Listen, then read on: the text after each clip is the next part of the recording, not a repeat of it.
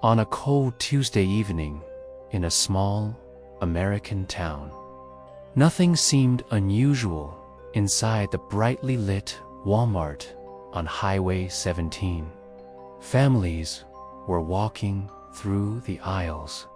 Children were begging for candy, and tired employees were counting the minutes until their shifts ended. It was just another normal night. No one inside that building knew that they were about to become part of one of the most disturbing disappearance cases in recent American history. At exactly 8:42 p.m., a dark blue sedan pulled into the parking lot. A young woman stepped out. Her name was Emily Carter. Emily was 19 years old. She was in her first year of college, studying criminal justice. She dreamed of becoming a police officer one day, someone who could protect people and solve crimes. She lived with her mother in a small house just 15 minutes away from the store.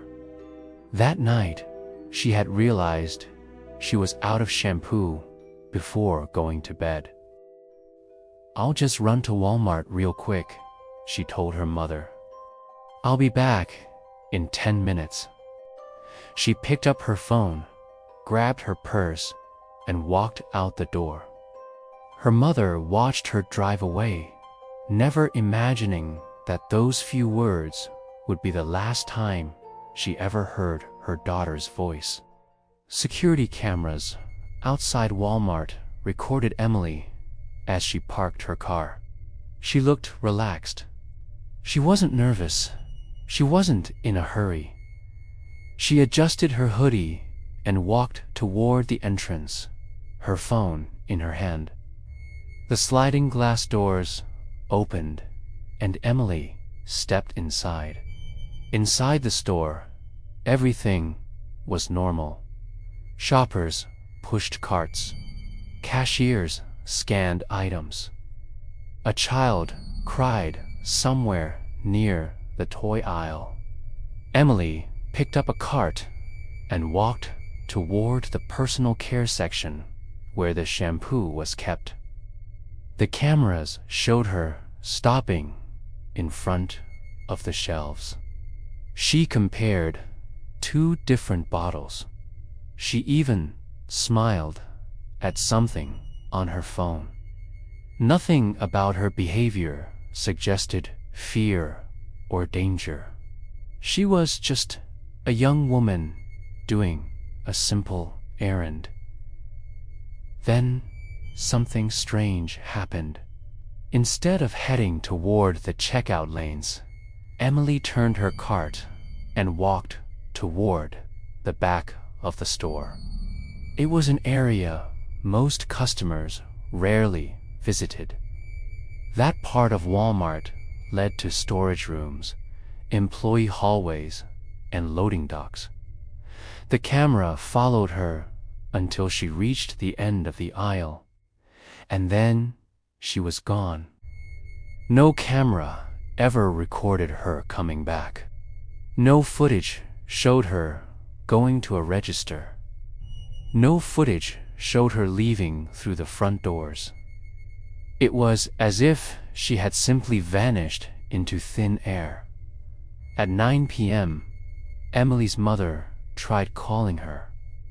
There was no answer. She assumed Emily was still inside Walmart. But when she tried again at 9:10, the phone still rang with no response.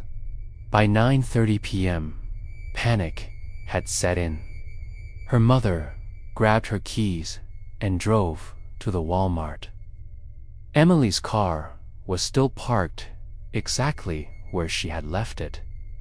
The engine was cold. The doors were locked. Inside the store, her mother asked employees if they had seen Emily. No one recognized her. No cashier remembered checking her out. No one remembered her leaving. That was when the police were called. Officers arrived and reviewed the security footage. They watched Emily walk into the store. They watched her go to the shampoo aisle. They watched her turn toward the back. And then, nothing. Using cell tower data, police tracked Emily's phone signal. It was still inside Walmart, not in the parking lot, not on the road. Inside the building, officers searched every aisle, every bathroom, every fitting room. They looked behind shelves. They checked trash bins. They searched employee-only areas. Nothing.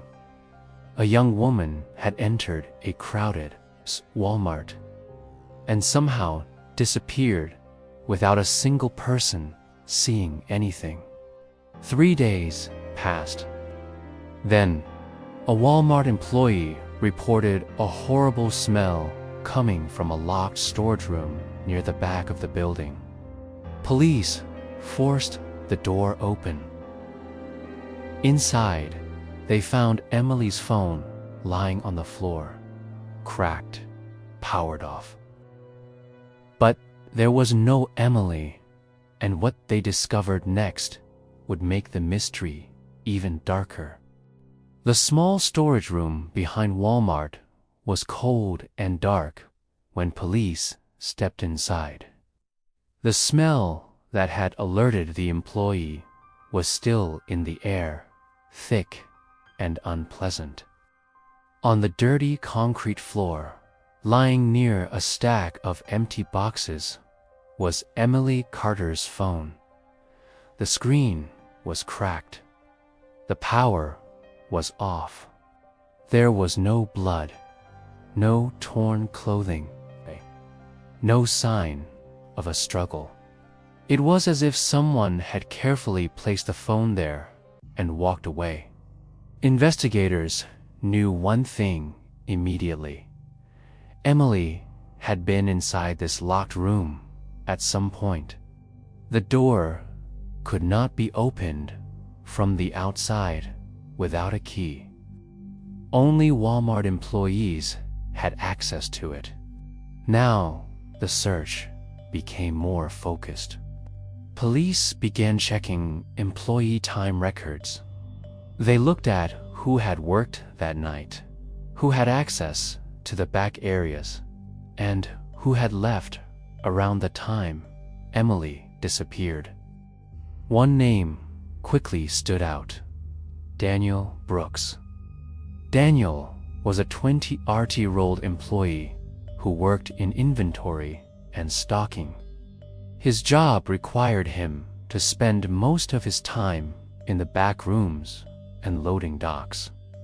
According to the logs, Daniel had clocked out just 9 minutes after Emily was last seen on camera. That alone was suspicious. When police went to Daniel's home the next morning, no one answered the door. His car was gone. His phone was off. Daniel Brooks had disappeared too. For 2 weeks, there was no sign of him. Then, police in another state found his car abandoned near a remote highway rest stop. A few miles away, in a wooded area, they found Daniel's body. He had died from what appeared to be a self-inflicted gunshot wound. There was no note, no explanation, no connection to Emily written anywhere. But investigators believed Daniel had been involved. They believed he had taken Emily into the storage room, taken her phone, and then fled. What they could not explain was what he had done with her body. Emily Carter was still missing. Her mother refused to believe her daughter was gone. Every morning, she called Emily's number, even though it was disconnected. She kept Emily's bedroom exactly the same.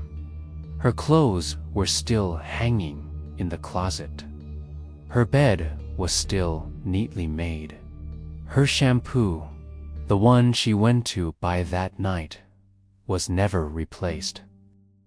The police eventually closed the case as a suspected homicide. But without a body, they could never file charges against Daniel Brooks. And now, with Daniel dead, the truth was buried with him. But some things still did not make sense. Walmart was filled with people that night. Cameras were everywhere. How could someone take a young woman into a back room without anyone seeing anything? How could a body be removed from the building without being noticed? Some investigators believe Emily may have been taken out through a delivery truck or trash compactor. Others think she was never removed at all. There are still parts of that Walmart that have never been fully searched. Emily's mother believes her daughter is still out there somewhere, waiting to be found. She believes someone else was involved. A life built on a terrible secret. Somewhere, someone knows what happened in that brightly lit store. Someone knows how Emily Carter disappeared. And until her body is found, this case will never be truly closed.